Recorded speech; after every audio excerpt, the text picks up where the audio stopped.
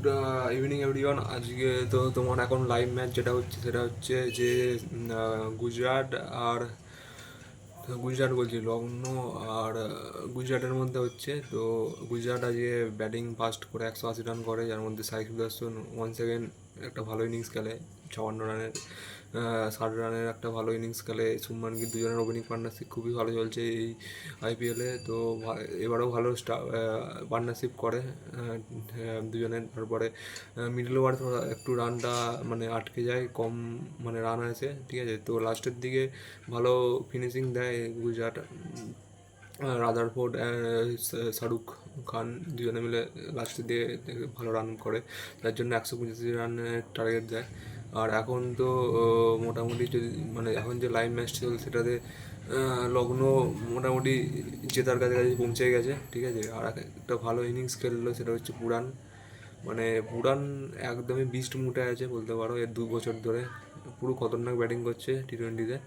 মানে স্পিনারদের তো 6-এর পর 6 মারছে, ইজিলি 6 মারছে, মানে নো এফর্ট, মানে কোনো এফর্ট ছাড়াই মানে 6 মেরে যাচ্ছে আইপিএলে দেখছি। অরেঞ্জ ক্যাপেতে মানে নম্বর 1-এ আছে, অরেঞ্জ ক্যাপ নিয়েছে, মানে অরেঞ্জ ক্যাপের সবচেয়ে বড় দাবিদার আমি। আর মানে স্ট্রাইক রেটও 230-এর কাছাকাছিতে রান বানাচ্ছে, 300 350 রান বানিয়ে ফেলেছে অলরেডি 4-5টা ম্যাচেতে, 5টা 6টা ম্যাচেতে। তো বহুতই খতরনাক ব্যাটিং করছে নিকোলাস পুরান এখনও অবধি।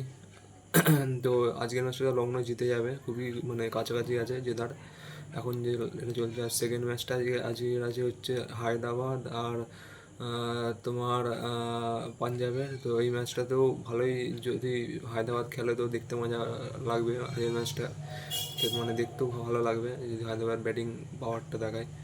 ভালো ভালো টিম তো ব্যাটিং লাইনে ভালো আছে, কিন্তু একসাথে মানে পুরো টিমটা ক্লিক করছে না, ঠিক আছে। মানে একজনের মানে ইনিংস আসছে, তার জন্য বড় রান করতে পারছেন হায়দ্রাবাদ, যা এটা মানে পাওয়ার, মানে হায়দ্রাবাদের যেটা পাওয়ার সেই পাওয়ারটা মানে ঠিকঠাকভাবে মানে দেখাতে পারছে না ব্যাটিংয়ের। বোলিং লাইন আপ তো উইক আছেই, ঠিক আছে হায়দ্রাবাদের। আর সেকেন্ড হচ্ছে পাঞ্জাবের ব্যাটিং লাইন আপ খুবই ভালো আছে, বোলিং লাইন আপ খুব ভালো আছে। তো পাঞ্জাব একটা স্ট্রং টিমের বিরুদ্ধে ম্যাচটা খেলবে হায়দ্রাবাদ, আর এটা হায়দ্রাবাদেই ম্যাচটা হচ্ছে, ঠিক আছে। তো ভালো ব্যাটিং পিচ থাকবে। আর সবই ঠিক আছে, কিন্তু কালকের ম্যাচটা যেভাবে হলো দেখতে, তো মানে কি বলবো, মানে এই ধরনের ম্যাচ হওয়াটাই উচিত নয় আইপিএলে।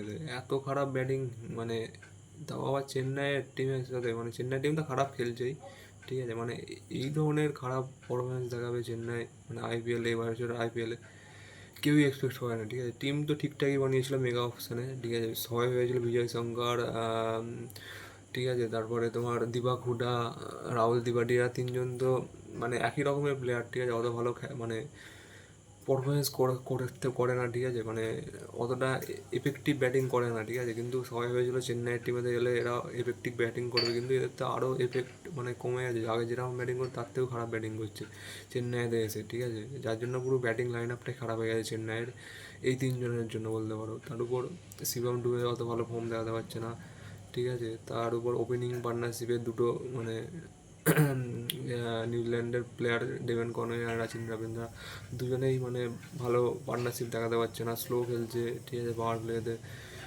খুবই খারাপ খেলছে এবারে চেন্নাই, কী আর বলবো। চেন্নাই তো আমি সাপোর্ট করি, কিন্তু এবারে আর সাপোর্ট করার ইচ্ছা যাচ্ছে না, কিন্তু সাপোর্ট তো করবোই ধোনির জন্য শুধু এবারে আইপিএলটা। আর ধোনিকে তো এই ধরনের মানে আইপিএলে এটাই হয়তো লাস্ট বছর খেলবে, ঠিক আছে। এরকমভাবে মানে রিটায়ার হওয়াটা মানে খারাপই লাগবে খুবই। অ্যাটলিস্ট চ্যাম্পিয়ন হয়ে রিটায়ার হওয়ার সবাই আশা করেছিল এবার আইপিএলে, কিন্তু এবারে তো মোটামুটি বাইরেই চলে গেছে ধরতে পারো আইপিএল থেকে চেন্নাই। খুবই খারাপ লাগলো। কালকে আবার ধোনি ক্যাপ্টেন্সি করছে, তাতে আরও খারাপ খেললো চেন্নাই টিমটা পুরোপুরিভাবে। 10 ওভারেই কেকেআর টার্গেটটা চেস করে দেয় 103 রান। তো খুবই খারাপ দেখতে মানে খারাপ ফিল হচ্ছে চেন্নাইয়ের জন্য, কী আর বলবো। তো যাই হোক, আজকে ভালো ম্যাচ আছে, দুটো ম্যাচ সবাই দেখবেন, এনজয় করবেন আজকের ম্যাচগুলো। তো আজকের জন্য এইটুকুই।